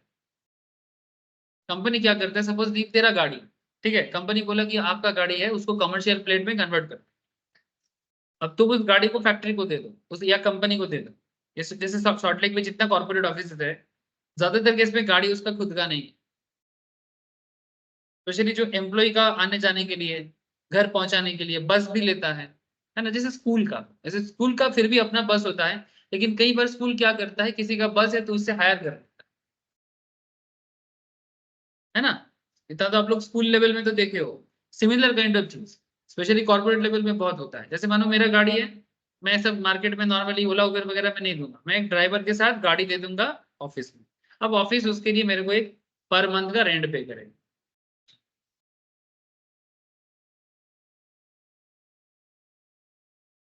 हम्म? नहीं, दैट्स ए डिफरेंट थिंग। স্যালারিতে যে মোটর কারের কথা বলছি সেটা হচ্ছে কোম্পানি তার গাড়ি এমপ্লয়িকে ইউজ করতে দিচ্ছে, সেটা এমপ্লয়ের হাতে ট্যাক্সেবল হবে না হবে দ্যাটস এ ডিফারেন্ট থিং।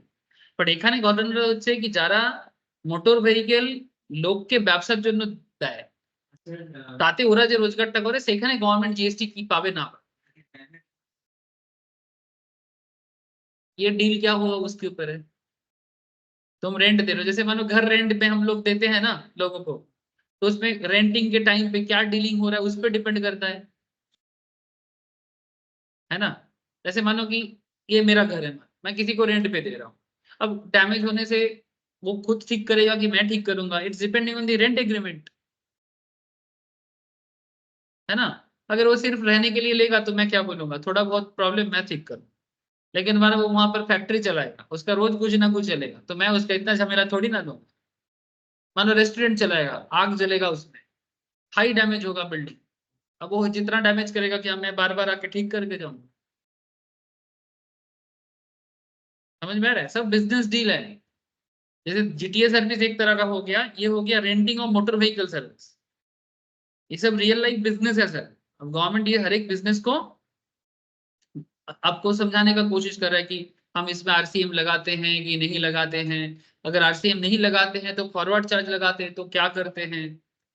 समझ में, कॉम्प्लेक्सिटीज नहीं है, सिचुएशन सिटीज है, ठीक है, कॉम्प्लेक्सिटीज सिचुएशन वाइज समझ। Service by way of renting of any motor vehicle designed to carry passengers, where the cost of fuel is included in the consideration charged from the service recipient and taxable at the following two rates.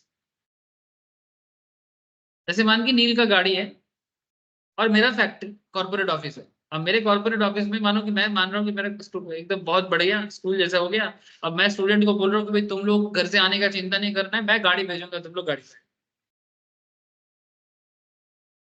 ठीक है। ऐसे school, बड़े बड़े school ऐसे ही करते हैं ना, ठीक है। 11:30 वाले क्लास होगा, आपके घर के सामने गाड़ी पहुंच जाएगा, आपको उठा के लेके आ जाएगा, कोचिंग में डाल दे। और ये गाड़ी के लिए मैं तुम्हारा गाड़ी में तुमसे ले लिया, अब जो भी भाड़ा होगा मैं तुमको दूंगा, तो यहाँ पर रिसिपेंट कौन, सर्विस कौन लिया, मैं लिया ना, तो मैं सर्विस लिया तो मैं तुमको टैक्स के साथ पे करूँ।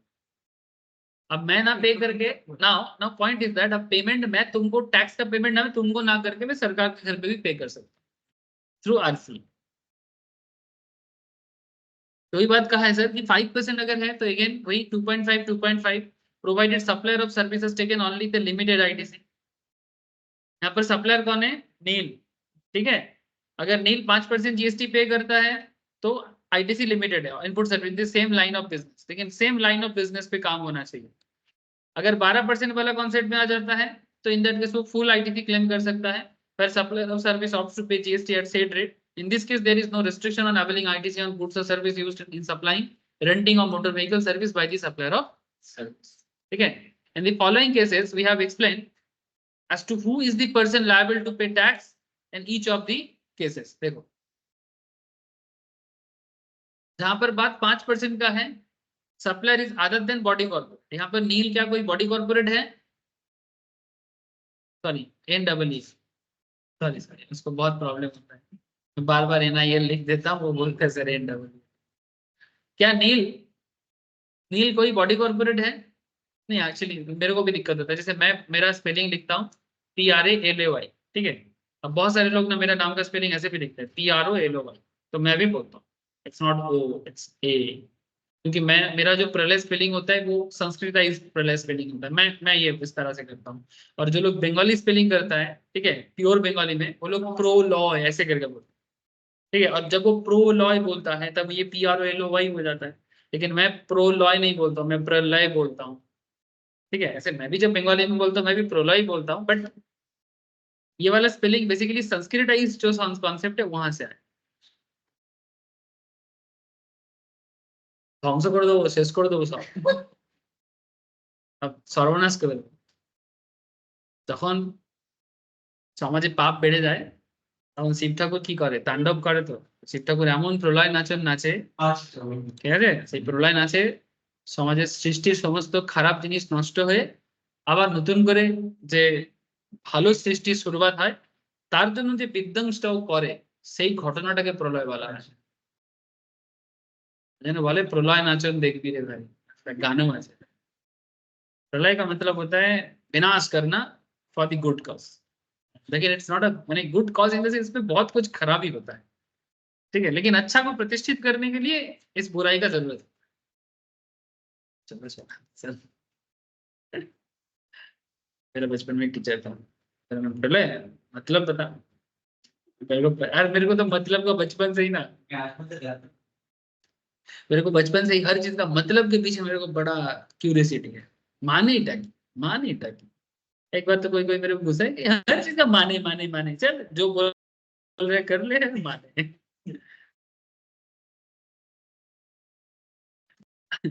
अब 5% का GST अगर है, अगर सप्लायर एक नॉन कॉर्पोरेट है, नॉन कॉर्पोरेट माने नॉर्मल बिजनेसमैन, रिसिपेंट अगर कॉर्पोरेट है तो रिवर्स चार्ज होगा। माने नील यहाँ पर नॉन कॉर्पोरेट है, मैं मानू कि कॉर्पोरेट हूँ, अच्छा चलो मैं, मेरे को छोड़ो। नील मानो TCS को गाड़ी सप्लाई किया, न्यू टाउन में TCS का ऑफिस है, TCS के ऑफिस को गाड़ी सप्लाई किया, तो यहाँ पर गवर्नमेंट TCS को GST के लिए बोलेगा कि नील को बोलेगा? मानो कि नील ने जो TCS को गाड़ी का भाड़ा दिया है, मानो एक गाड़ी दिया है जिसके लिए TCS बोला कि पर मंथ आपको 30,000 पे करेंगे, ठीक है। और क्योंकि ये कॉर्पोरेट डील हो रहा है विद GST, माने सॉरी, इसके साथ इसके ऊपर मानो 5% GST लग जाएगा, ठीक है। 30,000 का 5%, अगर 30,000 का 5% जितना होगा, ये GST एक्चुअल में नॉर्मली क्या होना चाहिए, सप्लायर को रिसिपेंट पे करेगा, फिर सप्लायर उसको गवर्नमेंट को देगा। लेकिन यहाँ पर नील एक अनरजिस्टर्ड नॉर्मल बिजनेसमैन है, नील एक अनरजिस्टर्ड नॉर्मल बिजनेसमैन है, गवर्नमेंट नील को नहीं जानता, लेकिन गवर्नमेंट TCS को जानता है। तो ठीक है, तो TCS क्या करेगा, रिसिपेंट है, 5% जितना होता है 30,000 का पर मंथ के बेसिस में गवर्नमेंट के घर में जमा करेगा। And this situation is called as reverse charge mechanism in this case. नहीं, ITC क्लेम इधर नहीं, person liable to pay GST is recipient in this case. अच्छा, नाउ पॉइंट इज, सप्लायर अगर बॉडी कॉर्पोरेट है, मैंने नील यहाँ पर बॉडी कॉर्पोरेट, नील का खुद का भी कंपनी GST नंबर के साथ, और recipient is other than body corporate, माने रिसिपेंट जो है वो बॉडी कॉर्पोरेट नहीं, ठीक है, लेकिन सप्लायर बॉडी कॉर्पोरेट है, तब ये फॉरवर्ड स्कीम में आ जाए। तब मैंने बेसिकली जो सप्लायर है वो तो कॉर्पोरेट है, मान के नील का एक कंपनी है, नील प्राइवेट लिमिटेड, तो कॉर्पोरेट हो गया, या नील LLP limited liability body corporate हो गया। आप लोग लॉ में पढ़ते हो, बॉडी कॉर्पोरेट होने का मतलब समझ में आ रहा है ना, तुम्हारा एक अस्तित्व हो जाता है, और उस अस्तित्व के दौरान सरकार तुमसे हर चीज क्लेम कर सकती है, ठीक है। तो सप्लायर इज बॉडी कॉर्पोरेट। अब जैसे ही सप्लायर बॉडी कॉर्पोरेट हो गया, रिसिपेंट नॉन बॉडी कॉर्पोरेट है, ठीक है, तो आपका GST कितना हो जाएगा, 12%। अगर 30,000 का भाड़ा तुम कलेक्ट करना चाहते हो तो 30,000 पे 12% GST है। अब ये GST तुम सरकार के घर में जमा करोगे। अलॉन्ग विद दैट, पहले अगर सिमिलर ट्रांजैक्शंस तुम भी किसी से लिया था, उस पर तुम एडजस्ट करके, सेम लाइन ऑफ बिजनेस होना चाहिए, सेम लाइन ऑफ बिजनेस पे अगर तुमने कुछ किया था तो उसके साथ तुम एडजस्ट कर सकते। तो this is the concept of forward. I hope it's clear. बोलो सर। हेलो, सबको समझ में आ रहा है बात? देखो सर, मैं जो भी बात कर रहा हूँ मैं बिजनेस का बात कर, जीएसटी इसमें कुछ नहीं। जीएसटी तो बस रेट है, बाकी तो बस खेल है। थोड़ा पूछते हैं इन लोग। आरजो, अभिजीत, कोनिका, बोलो सर। प्रिया, शोभनिता, सनोन, বোঝা যাচ্ছে? হ্যাঁ স্যার। हाँ सर। হ্যাঁ স্যার। ठीक है। अब ये जो भी सिचुएशंस आपके सामने आई, ये सब क्वेश्चंस एग्जाम में जो भी पूछे, अगर आपका कॉन्सेप्ट क्लियर है भाई, कौन आपको रोके।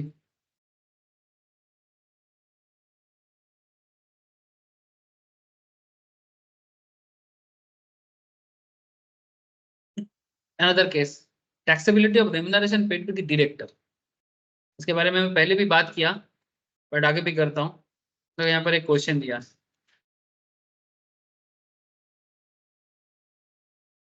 Sindhu transporters, sorry, Sindhu Transporters, an unregistered goods transport agency, provide the service of transportation of goods by road to Bindusar manufacturers registered under GST. GST is payable by dash at the rate dash in the given case. Sindhu transporter 5% पे करेगा, Sindhu transporter 12% pay करेगा, Bindusar manufacturer 5% पे करेगा, Bindusar manufacturer 12% pay करेगा। GST is payable by Sindhu और GST is payable by Bindusar. पहले तो ये बताओ, फर्स्ट थिंग इज जीएसटी कौन पे करेगा? सर बिंदुसर पे करेगा। क्यों? क्योंकि सिंधु तो अनरजिस्टर्ड है, तो अनरजिस्टर्ड से थोड़ी ना गवर्नमेंट टैक्स ले सकता है। तो यहाँ पर तो क्लियर हो गया कि बिंदुसर रजिस्टर्ड है, तो सरकार बिंदुसर से ही ले। ना क्वेश्चन ही उठता है 5% की 12%।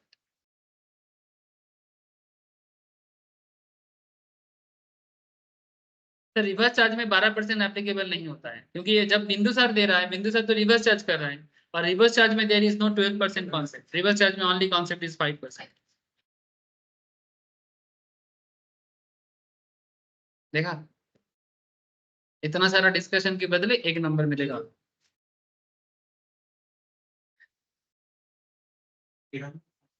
ऐसा ही तो आता है, ऐसा ही तो आता है।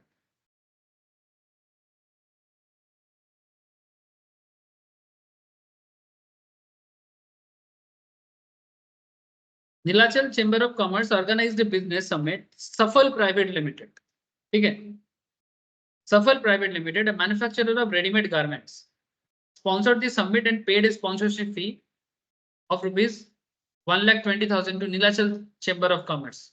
मिस्टर गोडबोले, ठीक है, गोडबोले मराठी टाइटल है, ठीक है। Mr. Godbole, an independent director of Safal Private Limited, provided the service of rupees 50,000 to the company, the value of which Safal Private Limited is liable to pay GST.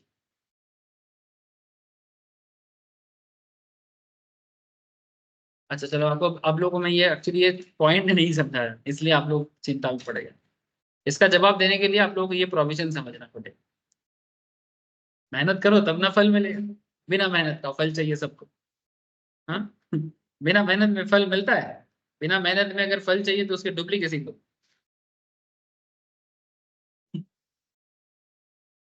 हाँ, duplicacy होता है।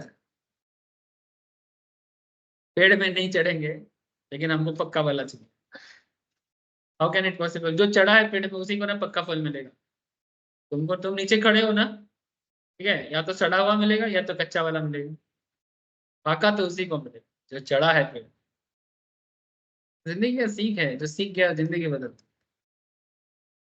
In order to determine the liability of tax on the remuneration paid to directors, remuneration paid to director माने तुम तुम्हारी company में किसी को as a director माने क्या बोलते हैं इसको, एंगेज किए हो, ठीक है। तो डायरेक्टर का पोस्ट संभालने के लिए जो आते हैं उनको डायरेक्टर फीस मिलता है, और वो डायरेक्टर का फीस कौन देगा? ऑब्वियसली जो एंगेज करेगा वो देगा। तो first need to ascertain whether the director is an employee of the company or not.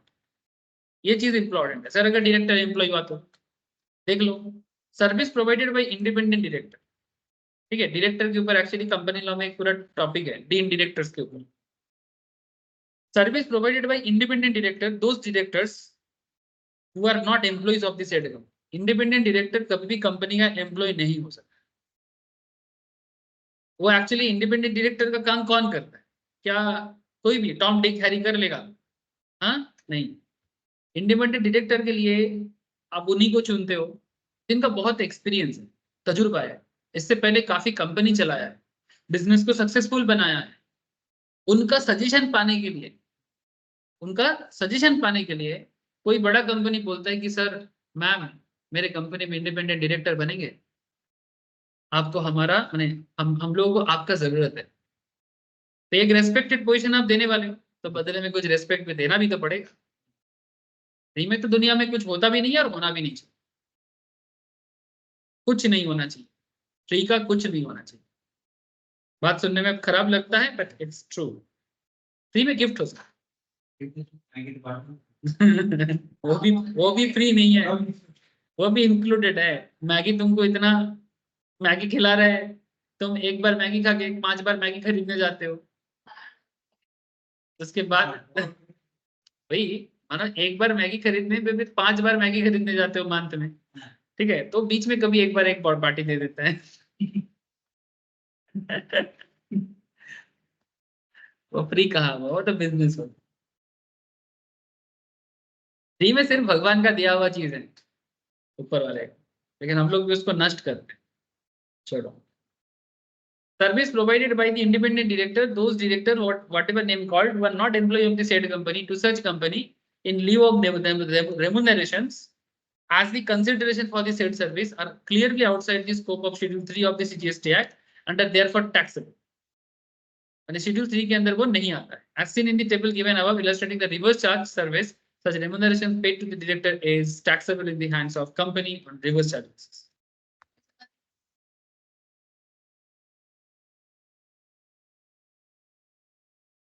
Company खुद ही रिवर्स चार्ज में पे, मैंने तुम उनको पेमेंट करने के टाइम पे पेमेंट भी करोगे साथ में जीएसटी भी, ठीक है। सर्विस आप यहाँ पर कौन लिया, कंपनी ने सर्विस लिया ना, तो जीएसटी किसको देना है, कंपनी को देना है। तो कंपनी डायरेक्टर को जीएसटी पे करेगा, फिर डायरेक्टर थोड़ी ना गवर्नमेंट को पे करने जाएगा। अगर वो इंडिपेंडेंट डायरेक्टर है तो बिल्कुल नहीं करेगा।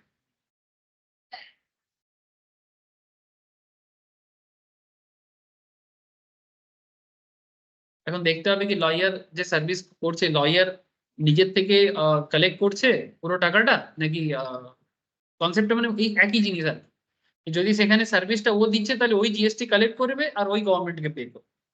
আর যদি সিচুয়েশনটা এরকম হয় নর্মালি লয়ারের ক্ষেত্রে বা এই ধরনের ক্ষেত্রে জিএসটি কিন্তু সাপ্লায়ার করে, যে সার্ভিস দিচ্ছে সে করে নর্মালি।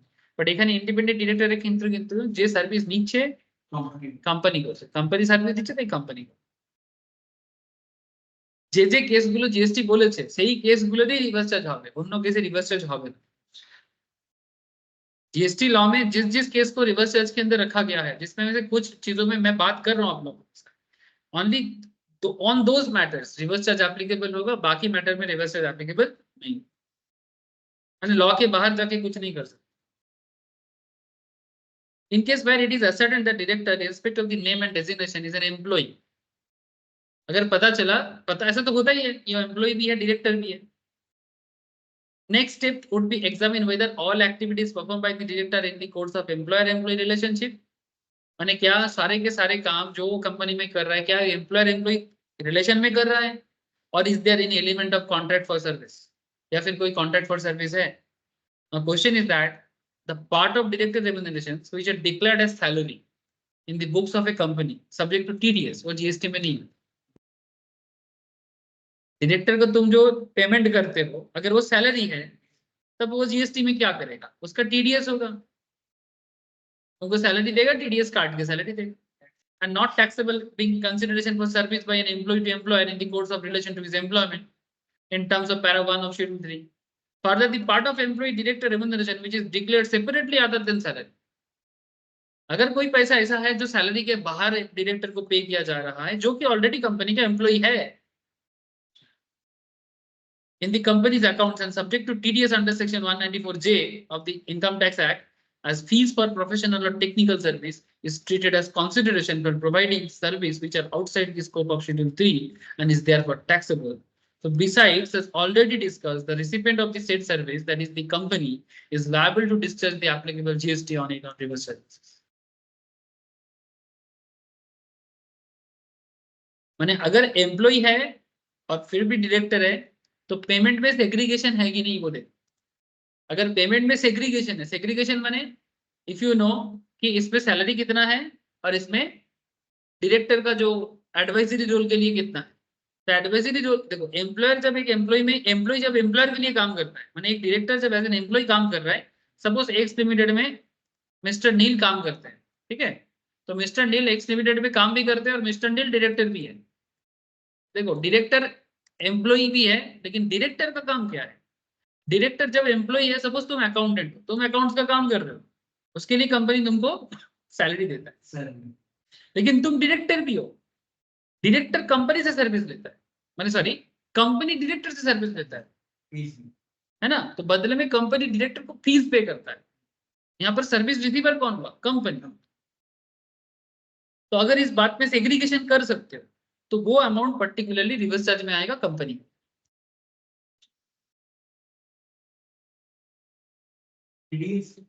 टीडीएस तो टैक्स डिडक्टेड एट सोर्स, ওটা স্যালারির উপর থেকে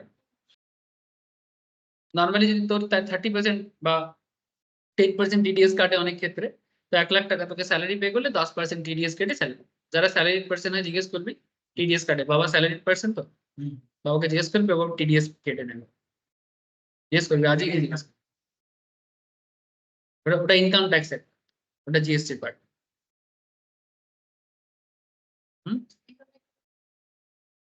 হ্যাঁ obvious,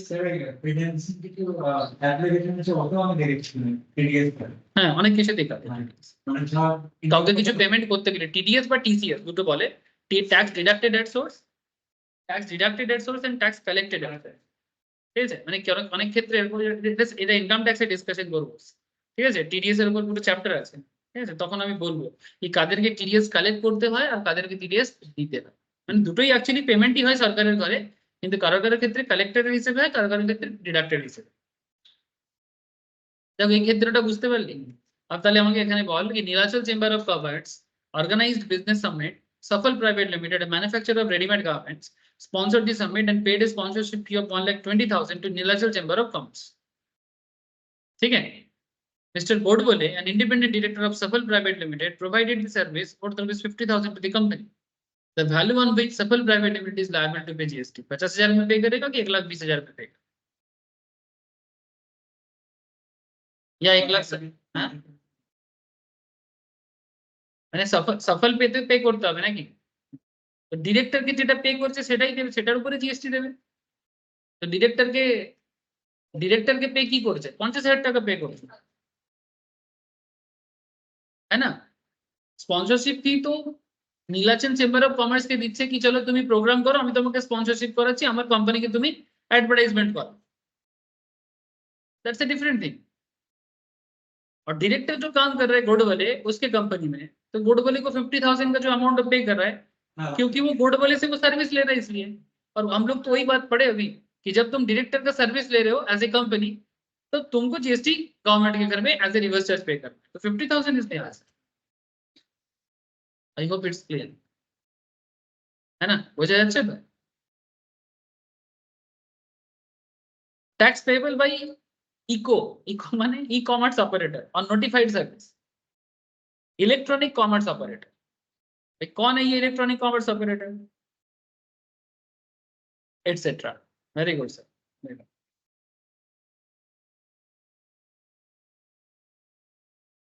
Electronic commerce operator or ECO is any person who owns, operates, manages an electronic platform for supply of goods and services or both. Sometimes ECO itself supplies the goods and services or both through the electronic portal. However, many a times the product or service displayed on the electronic portal is actually supplied by some other person to the consumer. कभी-कभी ऐसा भी होता है कि electronic portal पे जो product है वो एक्चुअली Amazon का नहीं है, कोई सेलर है उसके बीच। So when a consumer places an order for a particular product or service on this electronic portal, the actual supplier supplies the selected product or service to the consumer. The price or consideration for the product service is collected by the e-commerce, माने हम लोग Amazon को ही तो पे करते हैं, from the consumer and passed on to the actual supplier. माने Amazon उसका अमाउंट लेके फिर जो ओरिजिनल सप्लायर है उसको पास ऑन कर देता है after deduction of the commission by the e-commerce. माने Amazon के थ्रू से जब तुम प्रोडक्ट बेचते हो तो Amazon सिर्फ कमीशन कलेक्ट करता है और बाकी पैसा ओरिजिनल सप्लायर को दे देता है। ये बात अगर आप लोगों को पता नहीं है तो मैं एक बार पता करवा देता हूँ। It's a very simple concept.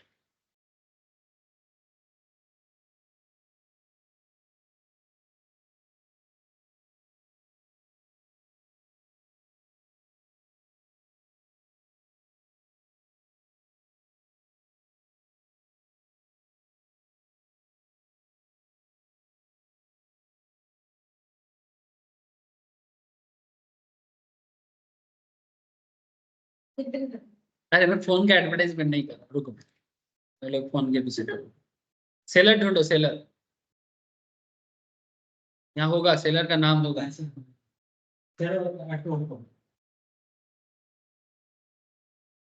Seller का नाम होता है सर, ऑप्शन আছে যেগুলো এই ডেলিভারি ব্যাপারটা কিছু पता है,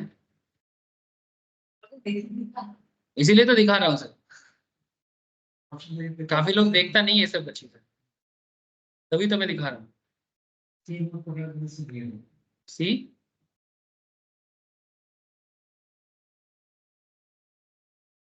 मैन्युफैक्चरर का नाम दिया है, सेलर का नाम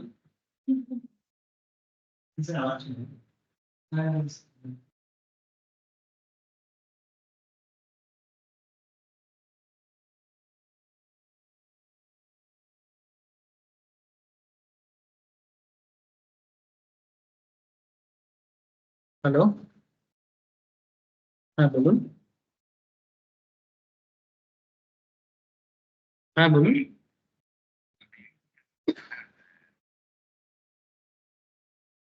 আমি একটু ক্লাসে আছি, আমি আপনাকে ক্লাস কমপ্লিট করে কল করছি, হ্যাঁ? ঠিক আছে, আমি একটু পরে করছি। आज मैं डिलीवरी के चक्कर में सबका फोन ले रहा हूँ, एक भी केस में डिलीवरी नहीं हुई। तो ठीक है सर, बाद में मिल जाएगा तो मैं आपको दिखाता हूँ। इसमें कहीं तो होगा sir, seller seller seller power source, यहीं पर दिखाता है कौन सेलर है।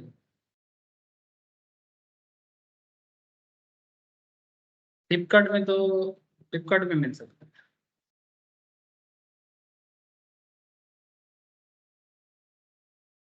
देखा, बहुत लोग देखता नहीं है तभी मैं दिखा रहा हूँ, और कोई रीजन नहीं है। ये देखो, ये देखो, ये कैमरा है। अब ये कैमरा बेचने वाला कौन है, देखो ये देखो सेलर, देख रहे हो, ये देखो SPLIPRL टेक, क्या नाम है, स्लीपर टेक, ठीक है, नहीं स्प्लीपर, स्प्लीपर ऐसा कुछ नाम होगा मे बी, ठीक है, स्प्लीपर टेक, ये सेलर है। ये देखो इसमें देखो, ठीक है, retailer of mobile house hold appliances lifestyle product electronic and laptops, ठीक है, कॉन्टैक्ट सेलर। तो ये सेलर है, कैनन का कैमरा ये बेच रहा है। फ्लिपकार्ट तो बस इको है, इको है, ई कॉमर्स ऑपरेटर। तो इनका जो भी पेमेंट आप करोगे ना, 47,990 including GST and etcetera everything. अब इसमें से एज ए कंज्यूमर आप तो पूरा ही दोगे। अब इसमें से जो भी कमीशन होते हैं फ्लिपकार्ट उसको रख लेगा, और बाकी पैसे सप्लायर के घर में चला जाएगा। अब ये सप्लायर के साथ फ्लिपकार्ट का क्या डील हुआ है, वो सप्लायर जाने, और फ्लिपकार्ट का है, ठीक है, यानी कितना प्रोडक्ट बेचने से क्या कमीशन रहेगा वो फ्लिपकार्ट सप्लायर के बीच में होता है। Now question is that, so when a consumer passed on the actual supplier after the reduction of commission by the ICO, the government may, on the recommendation of the GST Council, notify specific categories of service the tax CGST, SGST, IGST on supplies on which shall be paid by the electronic commerce operator if such service is supplied through it. Such service shall be notified on the recommendation of the GST Council. तो यहाँ पर क्या कहता है, ये notification आया था 2017 के जून के आसपास। Service by way of transportation of passengers by radio taxi, motor cab माने ओला उबेर है ना, मैक्सी कैब, मोटरसाइकिल, ओमनी बस और एनी अदर मोटर व्हीकल्स, ये भी ई कॉमर्स में आता है। Service by way of providing accommodation in hotels, इंस माने वही होटल ही होता है, गेस्ट हाउसेस, देखा ना कभी होटल का नाम लिखा रहता है आशीर्वाद इन ऐसे करके लिखा रहता है, इंस माने होटल, ठीक है, clubs, campsites or other commercial places meant for residential or lodging purpose except where the person supplying such service through electronic commerce operator, जैसे कि Make My Trip, फिर आपका एक है Go IBGO, है ना, etc. is liable for registration under section 22 subsection 1 of CGST. Trivago, very good sir. Service by way of housekeeping such as plumbing, carpenting, etc., except where the person supplying such service through electronic commerce operator is liable for registration under subsection R1 company. समझ में आ रहा है sir? हाँ, तो कितना carefully government ने इस बात को देखा, ठीक है, और इस चीज को यहाँ पर सप्लाई ऑफ रेस्टोरेंट सर्विस जैसे कि जोमेटो से स्विगी है ना, रेडियो टैक्सी मैंने यहाँ पर दे दिया, ठीक है, means a taxi including a radio cab by whatever name called which is in two-way radio communication which is central control office and is enabled for tracking using global positioning system GPS के through से और general pocket radio services GPRS, ठीक है. Maxi cab means any motor vehicle constructed or adapted to carry more than 6 passengers but not more than 12 passengers excluding the driver for hire or reward. Motor cab, motor car सबका मतलब दिया. Omnibus क्या होता है? Means any motor vehicle constructed or adapted to carry more than 6 persons excluding the driver. Specified premises would mean premises providing hotel accommodation service having declared tariff for any unit accommodation above 7,500 per unit per day or इसका accommodations per day per unit में 7,500 ये उससे ज्यादा होता है. इस तरह के इस premises को गवर्नमेंट ने notify किया. It is important to note here that the above provisions shall apply only in case of supply of service. So tax on above service supplied through ECO shall be paid by the ECO. And all the provision of CGST, IGST Act shall apply to such ECO as if the supplier liable to paying the tax in relation to supply of above service. समझ में आ रहा है sir? हाँ? In this regard, following issues have been clarified. बहुत सारा चीज. ECO not to collect TCS in respect of restaurant service, so notified. ECO not required to take separate registration for paying tax on restaurant service supplied through them. ECO to pay tax on any restaurant service supplied through them. ये सभी चीजों के बारे में government ने बोला, ठीक है, कि इन दिस रिगार्ड अगर इको में तुम जीएसटी लगा रहे हो तो ECO will no longer be required to collect TCS, tax collected at source. Discussion करेंगे इनकम टैक्स में. And file form GSTR 8 in respect of restaurant service on which it pays tax in terms of section 9 subsection 5. ECO is not required to take separate registration for paying tax in restaurant service. As ECOs are already registered in accordance with Rule 8 as a supplier of their own goods and service, there would be no mandatory requirement of taking separate registration by e-commerce for payment of tax on restaurant service under section 9 subsection 5. ठीक है, माने अगर वो ये काम करता है तो ऑलरेडी रजिस्टर्ड है तो फिर बार बार रेस्टोरेंट का भी अलग करो. इको में तो ऑलरेडी है registration as a e-commerce, तो फिर बार बार अलग अलग चीजों के लिए रजिस्ट्रेशन करने की जरूरत नहीं. ठीक है, इस तरीके से person liable to pay GST above specified service when supplied. ये सिंपल चीज को याद रखो. If the ECO is located in taxable territory, person liable to pay GST for above specified service when supplied through ECO. इसको short में बोला है. If ECO is located in taxable territory, person liable to pay tax is ECO. If ECO does not have physical presence in taxable territory, मानो e-commerce के through से foreign से कोई product का सर्विस यहाँ पर बैठ के ले रहे, इंडिया में बैठ के. अब गवर्नमेंट थोड़ी ना फॉरेन जाएगा, कितना सारा फॉरेन ऑर्गेनाइजेशंस भी तो है जो एमवे का तो फिर भी यहाँ पर बिजनेस है, फिजिकल प्रेजेंस है काफी दिनों से. जैसे मानो कोई ऐसे ऑनलाइन कंपनी जिसका इंडिया में कोई प्रेजेंस नहीं है, एग्जांपल के रूप. चलो मेरे पास है एग्जांपल हर चीज का, कोशिश तो मैं करता हूँ, ठीक है, ढूंढ के निकालना. जैसे ये जो वेबसाइट वगैरह चलता है, इसका जो डोमेन होस्टिंग होता है ना, ज्यादातर डोमेन होस्टिंग कंपनी इंडिया का नहीं. ठीक है, जैसे मैं आपको एक कंपनी का नाम बताता हूँ, होस्टिंगर. बहुत पॉपुलर है, टीवी में ऐड भी देखते हो, यूट्यूब वगैरह में. होस्टिंगर, ये होस्टिंगर .com बेचता है.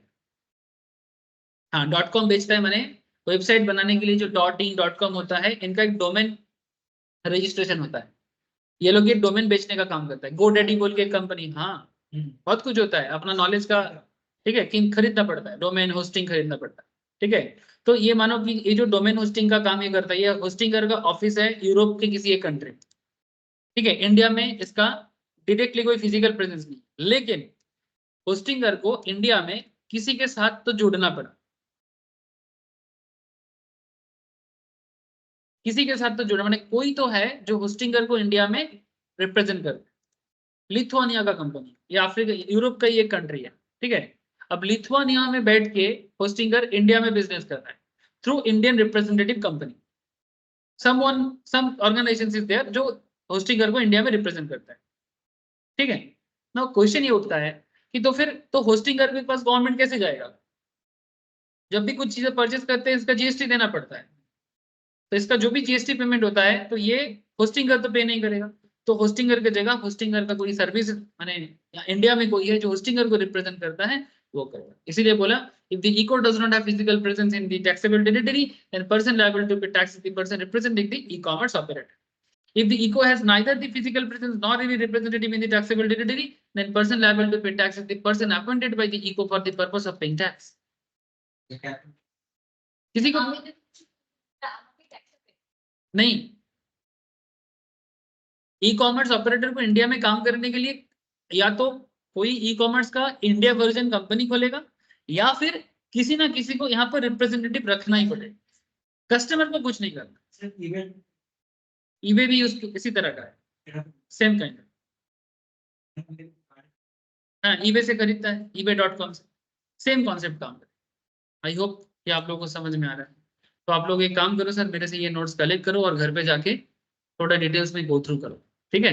नेक्स्ट क्लास में मैं आपको क्लासिफिकेशन ऑफ गुड्स, गुड्स के ऊपर क्लासिफिकेशन ऑफ सर्विस क्या अभी चल रहा है, HSN कोड, SSC कोड, बहुत इंपॉर्टेंट टॉपिक है जो एग्जाम में आता है, ठीक है। Composition levy very very important है, कॉम्पोजिशन लेवी VVIP क्वेश्चन है, सेक्शन 10 आएगा ही आएगा, इतना इंपॉर्टेंट है कॉम्पोजिशन। ये सब बात नेक्स्ट क्लास में करेंगे आप लोग, ठीक है। तो आज का डिस्कशन में इतना ही रखता हूँ, ठीक है। लेकिन आज का डिस्कशन भी काफी इंपॉर्टेंट वाला था, ठीक है। ठीक है सर, फिर टाटा बाय, गुड नाइट। अच्छा पाटिल, ठीक है sir, bye sir, good bye night sir. Sir.